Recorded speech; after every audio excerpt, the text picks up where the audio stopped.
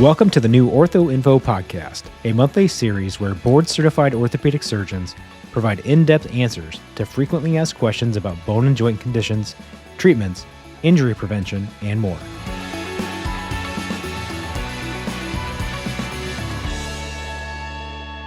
Welcome to the Ortho Info podcast. My name is Dr. Catherine Olinger. I'm an orthopedic spine surgeon at the University of Iowa Hospital and Clinics, and I'm the spine editor for orthoinfo.org.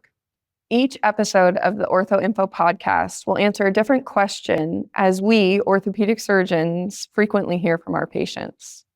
As a spine surgeon, I see a lot of patients come to me wondering why their back hurts. They're frustrated, they're tired, and they want answers to know how to improve their pain. Dr. Erickson is an orthopedic spine surgeon at Duke Health. She specializes in motion preserving as well as minimally invasive spine surgery. She is an associate professor for both the Department of Orthopedics as well as the Department of Neurosurgery at Duke University School of Medicine. Welcome, Dr. Erickson, to the Ortho Info podcast. Thank you for joining us. Thank you for having me. Absolutely. Before we dive in, can you tell me what interested you in becoming a spine surgeon? Wow, so many things about spine surgery is amazing. I think that the anatomy is unique and we've got so much crossover with everything else in orthopedics. But honestly, I feel like if you're gonna do spine surgery, you're never gonna dabble in it. And I probably could still do a little bit or see a lot of other pathology in my clinic, but would be sad if I never saw spine again. And it's just super gratifying for patients to be able to offer them not just musculoskeletal, but also like that nerve pain relief makes a big impact in their lives. That's wonderful. And it's so great to hear that, as an orthopedist, that is impacting somebody's life from top to bottom. So the main, focus of today is to discuss common back complaints. And we all know the dreaded, oh my gosh, back pain patient. But as a spine surgeon, there are a lot of things that can cause back pain. What are the most common reasons that you see people in your office complaining of back pain for? I think the most common reason patients present with back pain would be like a muscle strain. So you hear people say, oh, I tweaked my back. So either repetitive lifting or improper lifting technique. As we age, we probably tolerate these weird positions less. And if somebody does an activity that they just started doing that they weren't doing regularly, or they didn't warm up or cool down afterwards, I think that is the most common way that back pain presents. And is the pain related to the spine itself, or is it like you're saying it's more of the muscles surrounding it, or how do you describe that to a patient when they say they threw out their back and they come into you? I think that you're touching on a really important point, that the second somebody hears spine, they get really scared and they think, oh my goodness, am I going to be paralyzed? Am I going to be able to walk? And the beautiful thing about the spine is that it's made up of so many layers. You have the bones themselves, the discs, the ligaments around them, and the muscles. And it really is the main trunk of our body. So there's so many layers that hold us upright and keep us strong. So oftentimes it's the other things as opposed to the spine bones itself that's causing the pain. Yeah, I find that interesting. Most people think that their back is crumbling, or, they look at their x-rays and they're like, oh my gosh, is that the worst thing you've ever seen? And, it does kind of relate to the overall picture. Tell me, when you see patients in clinic, Dr. Erickson, and they come to you in an acute pain crisis, how do you approach that versus maybe somebody who's had chronic back pain? And do you tell them the definition of that, or do you kind of just weave through their timeline as they show up? It is really different. I think that as a surgeon, oftentimes we may not see the first wave of somebody in acute back pain. And more often than not, we've seen somebody who's been dealing with it for a while. Acute back pain, I generally bucket that as 6 weeks or less, sometimes up to 3 months. And then people who have chronic back pain, it's something that they've been dealing with on and off for longer than 3 months. And the reason we differentiate that is we treat them like two completely different things. Oftentimes acute back pain will resolve with a lot of conservative management. If patients have exhausted that conservative management, that's when we start saying we need to start doing more, get some advanced imaging, figure out what you've tried, why it hasn't worked, assess you for any kind of ongoing problems with numbness, tingling, or weakness. and figure out, do we need to do something a little bit more invasive to help you? That's great. I really try to highlight to patients, the easy stuff. And I love that you brought that up, that 80% of people will get better with some of the easy stuff. And I think that coming into one of our offices, maybe people don't think that that's actually the case. They're afraid. They're like, oh my gosh, I'm seeing a spine surgeon. Are there certain postures or ergonomic things that you recommend to patients when they are coming into your office with either acute or chronic musculoskeletal related back pain? I do. I think whatever you're doing, try to make sure you're doing it at eye level. That's a nice, simple thing. So if you're working in the office, adjust your desk, take frequent breaks, stretch. I think that we were all young and thought stretching was lame at some point in our life, but the reality is that as we age, we get stiffer. So keeping that mobility is huge, and you should probably stretch every day, probably twice a day if you decide to work out. And if you're not working out, even if you're at work, getting up to stand and take a break and move around and stretch helps prevent stiffness. And the other thing I would suggest would be proper lifting technique, really squatting through your hips as opposed to bending over and putting a lot of pressure on your back. That makes sense. Does back pain look different from patient to patient? Like, what's the expectation? Is it more that I, am a heavy lifter, construction-based guy with really bad back pain, or as you said, I'm an older adult who maybe is a little bit more stiff as we wake up. I love my stretches. Oh my gosh, I could not stretch enough now. But, when you see a patient, can they differentiate, or do you have the discussion that back pain looks different depending on who you are? I think pain in general is so complicated. And what we realize is that there's a lot that goes into it. The longer you have pain, the more it disrupts your sleep, your activities of daily living. And the more it cycles like that, the more complicated it gets. So I do think it's different for every person. And we really need to be able to treat patients as individuals. I'm sure some patients may say, I have a lot of nerve pain where it's like zinging or radiating. And other people will say, I have a lot of aching pain. And we treat those differently. So I think it's important to listen to what your patients are complaining about and what they present with so that we can offer individualized solutions for them. I love that. And more to speaking to that, so if I'm a patient, and I start getting certain types of pain, like you're talking either nerve pain or achy pain, when or what do you tell patients that they can safely manage on their own? You had referenced ergonomics and stretching and kind of what we said is the easy stuff, but when does it devolve out of that and into something that they should go see a physician for? And I'm saying physician broadly or provider, just because it's not usually at first one of us. So yeah, great question. I think if it's gotten to the point that it's incapacitating and you've tried over-the-counter medications, heat or ice and gentle stretching, brief rest, that you should be evaluated by somebody to see, is there something else going on? Whenever you've got a progressive problem where you're getting progressively weaker or the numbness isn't intermittent and it's getting bigger, that's concerning. And then we also talk about these red flags, specifically in spine, where it's truly an emergency. So if you suddenly lose the ability to control peeing and pooping, then that's an emergency, I would say, for anyone. And if there's area where you would imagine your legs touching a horse if you were horseback riding, if you get numbness in that area, again, this is an emergency and you should actually go to the emergency department to get evaluated for that. Some other red flags that I think you shouldn't just ignore would be if you have a lot of back pain and it's waking you up in the middle of the night and you're having night sweats, you feel like you just are running with the flu, but you're not having fevers. Those are all kind of signs that your body's saying, I need a little bit of help and I need somebody to take a look at me. Yeah, those are definitely red flag symptoms. And I think that most patients, a lot of people just deal with pain, and it seems like they don't really get to either one of us maybe until it's past that point. But hopefully those red flag symptoms, most people could pick up on.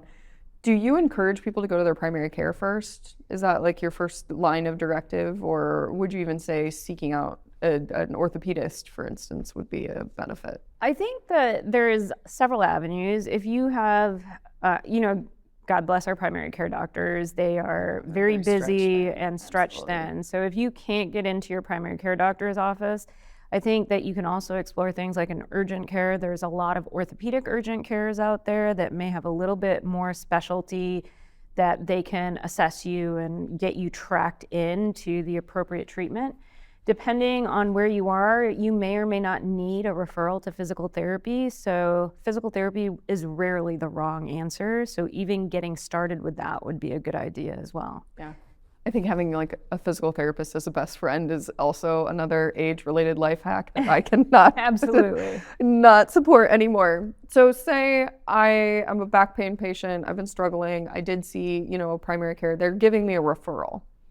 How do you counsel patients who come to you and say, well, Dr. Erickson, you're an orthopedic spine surgeon. Should I go see a neurosurgeon for this problem? Or what is the cause or discussion with patients when they come to you and be like, well, what's the difference between you as an orthopedic spine surgeon and a neurosurgeon?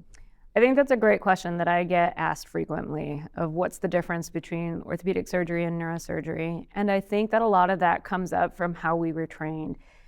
And this is part of the reason I love being an orthopedic spine surgeon. I can truly say that we are just well trained on the biomechanics of the body. And there's so much overlap in terms of figuring out, is it my hip or is it my back? Is it my neck or my shoulder? And it's very frequently that we probably see people who started in one clinic and then they get referred to my clinic, or vice versa, that they come into my clinic and after doing a quality like musculoskeletal exam, I say, this actually isn't your back or your neck. I'm going to send you to one of my other partners because I think your problem is going on here. So I think that we just get better training in terms of that. The converse for neurosurgery is that they get better training for anything that has to do with their brain. So if somebody has something, the word we use is intracranial or something going on in your head, then the overlaps of that and your nerve roots and your spinal cord is probably better for them. The reality is that if you've been trained in the last 20 years, you probably do some overlap in terms of understanding spine surgery constructs versus decompressions on both sides of that, as opposed to having a really big, strong foundation in one versus the other.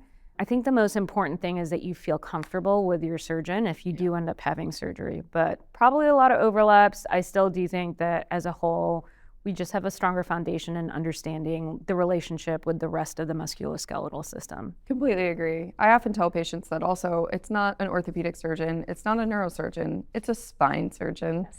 And so just like it's doing spine in its whole capacity is the most important part. And I think that really helps patients understand what the difference may or may not be. I also laugh with my partners that I feel like I could just run an assembly line between my hand partner, my shoulder partner, and my hip partner. And the whole ergonomics and everything is connected to itself. It's amazing. I know. Yeah, it's so common that somebody will be like, my foot hurts, and it goes all the way up the back of my leg to my back, and you're like, that's not your foot. Yeah, nope, that's my problem. So when I am a patient in your office, what's the first kind of evaluation like what should I expect as a patient who may have gone through the primary care route, now is with the spine surgeon? What should I expect going into clinic on the first round? I think the big thing to expect would be a full exam. So we'll test your muscle strength. We'll test and touch you at various different places on either your arms or your legs to make sure that the areas where the nerves go, that you feel the same on both sides, to pick up on if you have any numbness somewhere.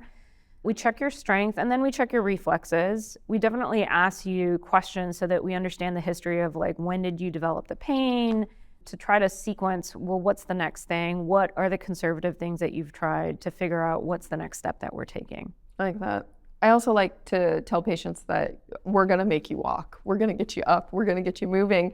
I think that patients also sometimes expect just to be shown an MRI and told that this is the main problem or cause of their problem. And I think that the expectation, at least in clinic, is that may not be the only reason that you're sitting there. Correct. And as we alluded to before, it's common that if you've got pain that we pick up on physical exam, we may do some additional things like do a hip exam, do a shoulder exam, because then if we say, oh, this actually makes you more painful, we may get some additional imaging and get you sent to the right place if it's not your spine. Sure. Let's talk about how I think that surgery is obviously very effective. Otherwise, you and I would not be sitting here today. But let's talk about the non-surgical treatment, because I feel like that is not highlighted in the general public when we talk about back pain. That patients come to us and they're like, I want surgery because I don't want to be in any pain anymore. How do you broach that subject with your patients? So I see that a lot. Right. And I think that patients think that spine surgery is really quick and it's just in and out, and I'm going to be back to whatever activity it is that you want to be doing.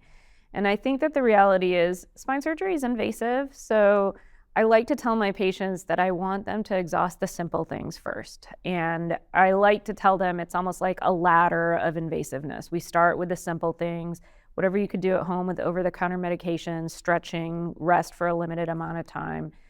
Then we kind of up on that rung of the ladder. We say, okay, let's try some physical therapy. If physical therapy is not helping, then we say, let's try some other non-operative things like possibly injections.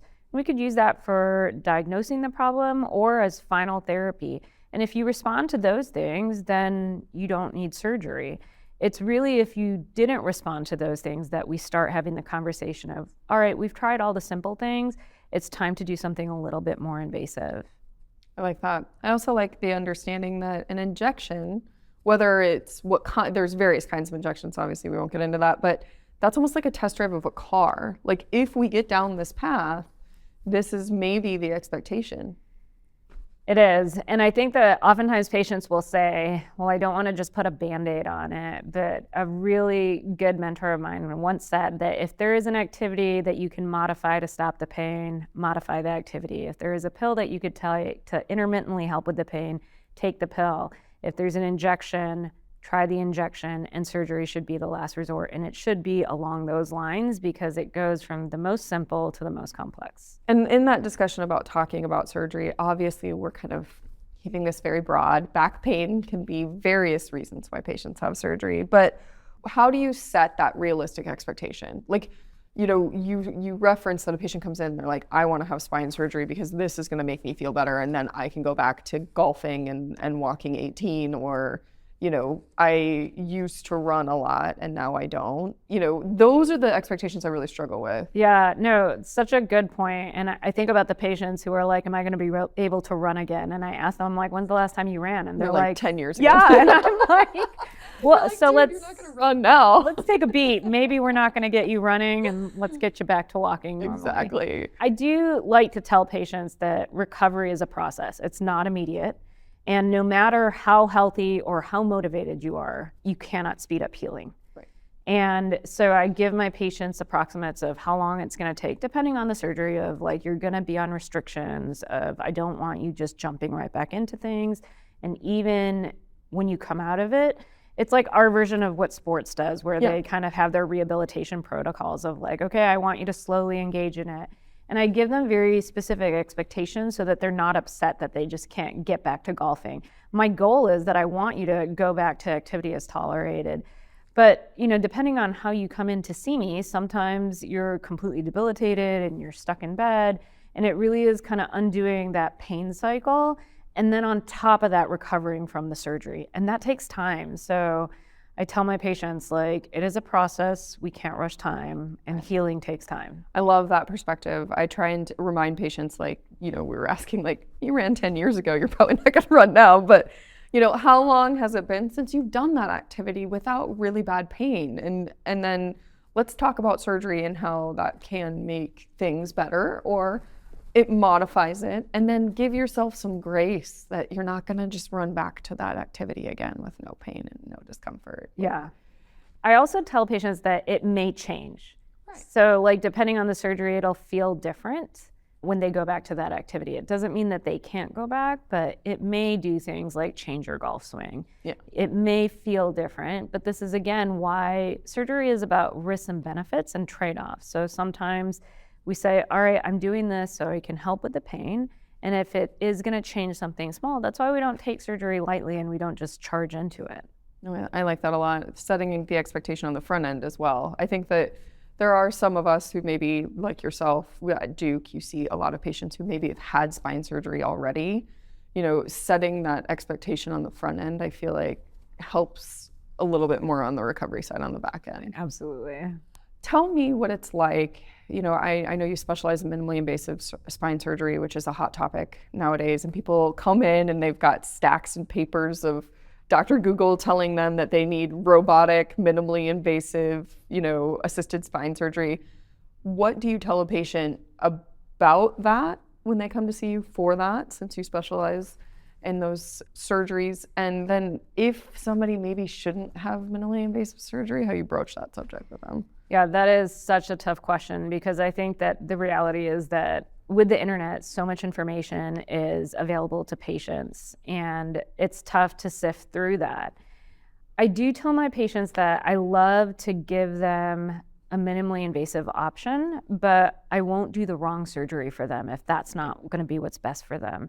So if I'm doing a big surgery taking care of several levels, to do all of that minimally invasive just for the sake of saying it's minimally invasive may do things like keep them under anesthesia for an extended period of time. And depending on the patient, that may or may not be a good thing for them.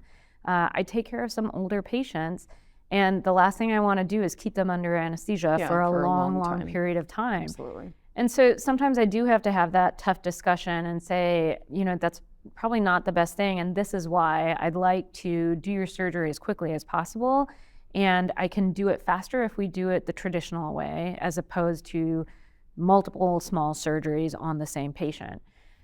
And other times patients come and they want a specific surgery. So like an example would be like disc replacement, or they're asking for something and they're not a candidate for that. And they just don't understand, like, well, why am I not a candidate for that? And I tell them that, like, ethically, I would be a bad surgeon if I did it just because they wanted it, even though I know they're not a candidate, that there's something about their medical history or the way their alignment is that makes them not a candidate for that. And I really rely on saying, listen, I'm doing this because I'm being ethical, as opposed to just giving you what you want, and I'm trying to avoid you becoming disappointed with your spine surgery. I really appreciate that perspective from, you being a mentor of mine and witnessing that progression. It really is a treatment algorithm. And, I never fault anyone who comes in wanting to understand or educate themselves. And obviously with orthoinfo.org, there's the plug that there's a lot of educational material out there that is beneficial to patients, because then you understand. That limited interaction outside of that, though, can be really difficult if somebody is just wanting one specific thing that clearly is not the way they go for it.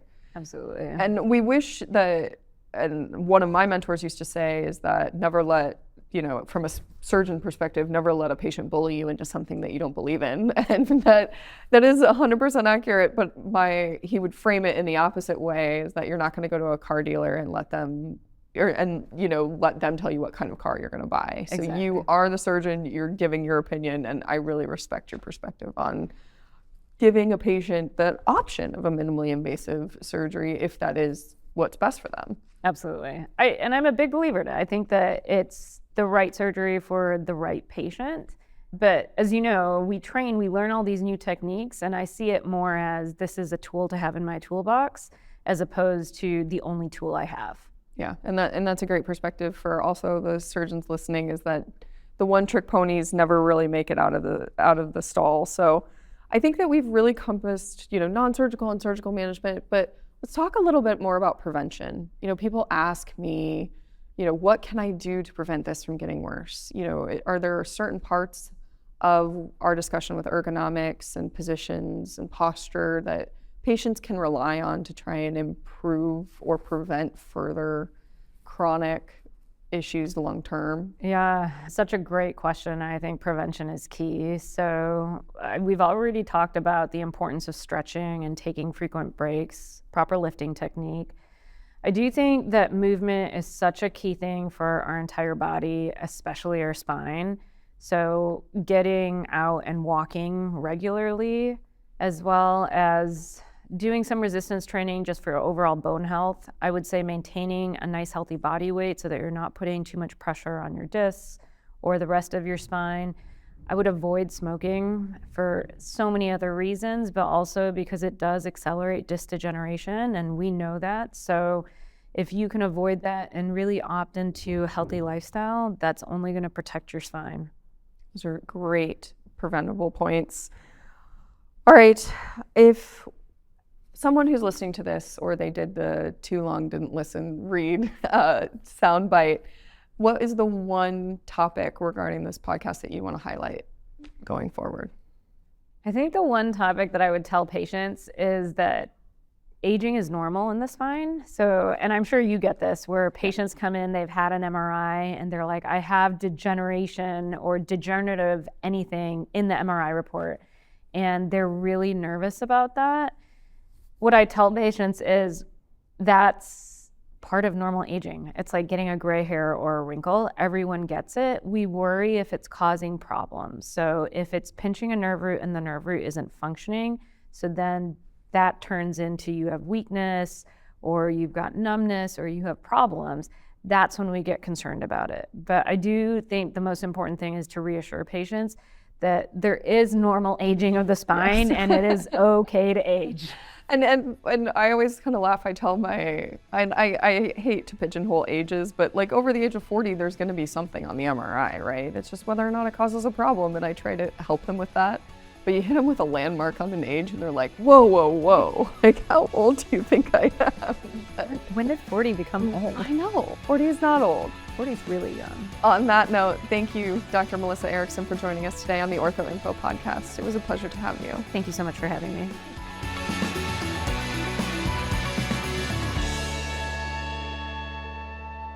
This has been the Ortho Info Podcast, brought to you by the American Academy of Orthopedic Surgeons. Production and editing by MK Quinn Media.